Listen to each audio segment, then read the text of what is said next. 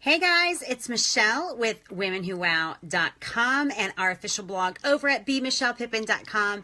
And I'm here to do a live stream in a different format than I usually do live streams. Now, here is what I know. I know that Facebook rewards me when I hang on a live stream long enough to get viewers to get the notification that I'm live and then to be able to join the actual live stream. Now, what this typically means for people is that they do their live stream and then they leave and then they go and get a, something to drink, or they, fix their hair whilst people are watching, and a few minutes later they get into the content. And so I get the strategy behind that. I am not willing to waste a bunch of people's time in order to get to the good stuff. So it's possible that you are here because you want to learn how to make money online. I'm going to share this to my personal page so that more and more people can join. How to make money online. So I've decided to do something entirely different and entertain you instead while we wait for people to join us on our live stream. So what I've decided to do at the beginning of every public live stream, now for my Women Who Wow members, we're just going to get to the meat of it, but for my public live stream, I'm going to start doing a book review on a book that I have never read, which is the best way to do a book review, right? Essentially, these books are going to be reviewed based on just their title and their table of contents if I take the time to read it, and what I think should be in the book and where I think the book might be leading people astray. So the first book I'm reviewing, it just happened to be a book that I saw in my Kindle list, and it is right here, Gutsy Glorious Life Coach, right? And this book is by Lynn Elioff, Esquire. It's an attorney. Now, attorneys, no offense to our Women Who Wow attorneys, but attorneys generally like to complicate issues by protecting you. It's what we pay them to do, right? So it's interesting that an attorney is writing this business book for life coaches. Now, here is what I discovered in this book, in case you wanted to pick it up, by Lynn Elioff, who's a beautiful female life coach, I assume. But here's what I noticed. The subtitle is How to Turn Your Life Coaching Practice into Soulful Money-Making Business. However, her how to do this is actually based on a 46-step plan. How to make money as a life coach. Now, hopefully in this book, she says, be good as a life coach, right? I did try my hand at life coaching. I was woefully inept at it. Really horrible life coach. And I generally wasn't really into the coaching thing and didn't know it. It was more of like a consulting thing for me. Like if I knew the answer, I would tell you. I wasn't so much into like the journey with people. I really wanted them to get the specific results that they said that they wanted to get. And so anyway, I don't know if she said like become a great life coach as a strategy for making money as a life coach. I don't know. But her 46-step plan, first of all, that's a lot of steps. And a lot of her steps, frankly, are in the wrong order.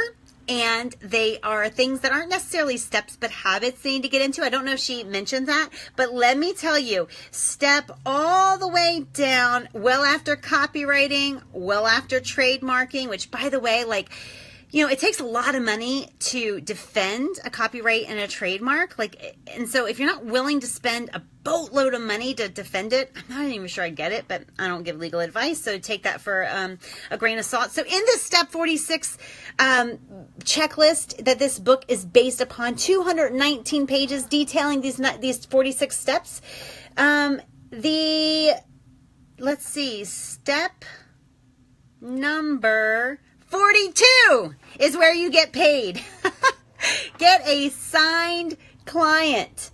42 steps into a 46-step process. So my review on this would be to kind of skip a lot of those first 42 steps and start coaching people.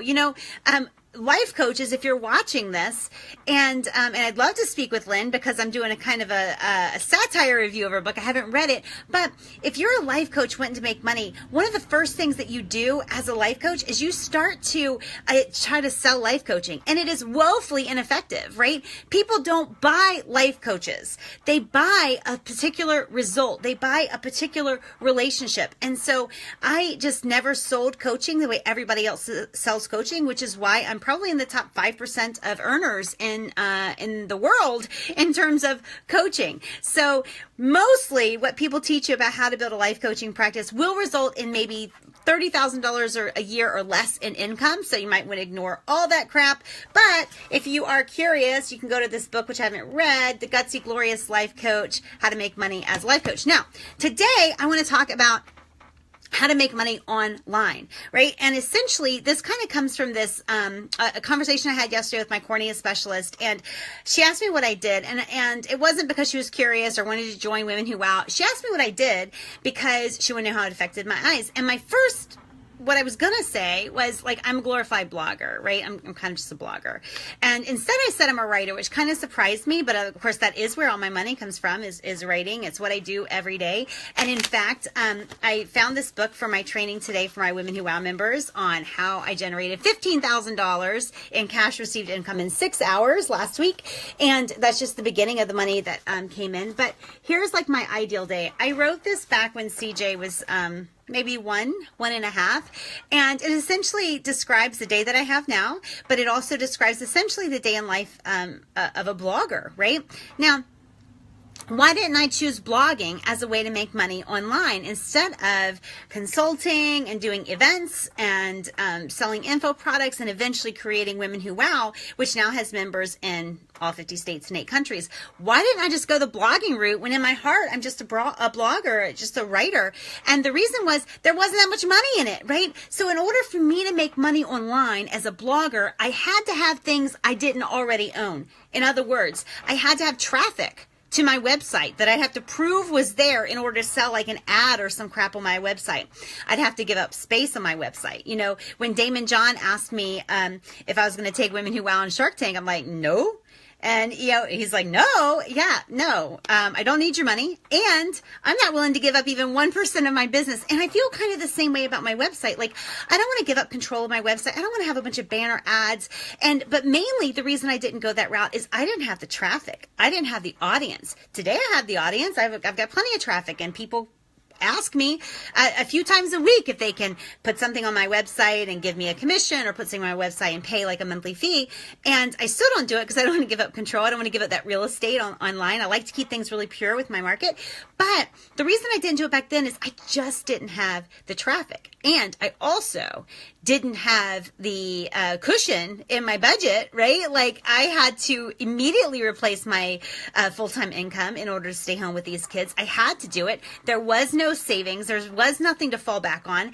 And so I couldn't blog because I didn't have the traffic that would be what I needed to make money. And so instead, I was like, I gotta sell something online, which I wasn't really online. It was virtual, but not online, because I didn't have a website back then. But I had to sell something virtually that I already owned, right? I considered like a sex phone worker. Seriously, I considered it. I didn't really look into it, but I thought, gosh, you know, if all else fails, like, I'll do that.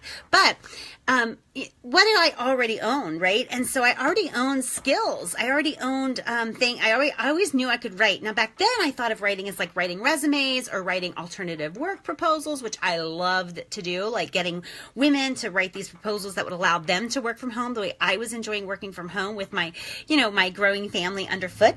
But I figured instead of like blogging where I had to rely on traffic in order to get paid, I would just sell what I had access to right then, which was my mental real estate, my ability and willingness to write for food, right? Write for a paycheck. So my tip today is to really look and see, like, what do you already have access to, right? Like, right now, if you need money and you want to make money online, there are so many infinite ways that you could make it. I mean, I'm not interested in this, but you can rent a room on Airbnb, like literally just like a room in your house, right? So my oldest is moving out. I could rent her room if I wanted to live with a stranger. But, there's infinite ways to make money online. But so the first thing is, what do you have as an asset? What do you have that other people would find valuable? Right? And so whether it's a piece of equipment or a piece of real estate or a skill like writing for me, all of these things were what I literally wrote down in a book like this one. You can see like how yellow the pages are. But I wrote down somewhere in here like all the different things that I could sell. And I came up with mainly a writing skill that I could sell. And I like that because while I could have provided like customer service or something like that, that would require me to be on the phone. I've never loved being on the phone. And I don't like to have to quiet my kids when they were little. Like, kids are loud, right? I had 3 kids under the age of 5, and so I didn't want to shush them. I didn't want to have to like make them live that life. And so I wanted things that could be done no matter what my kids were doing, and sort of on my own schedule, and writing fit the bill. And so I found a bunch of different ways to sell writing. Like I said, I did marketing materials, I wrote resumes, I wrote alternative work arrangements, I wrote letters, I wrote thank you letters for campaigns, like anything that I could write. And that's how I started to make money. Essentially not really online, but I made money virtually. Now it's easy to get online. Back then it was really not so great. So I hope that you guys enjoyed this quick live stream, and I will see you all again. I think I'm going to start doing Mondays with Michelle. So we'll do a Monday, and I'll always do a book review of a book I haven't read. So if you guys have one you want me to kind of poke some fun at, let me know. If you know Lynn Elioff, let her know I reviewed her book. Send her here. I'll talk to you soon. Bye.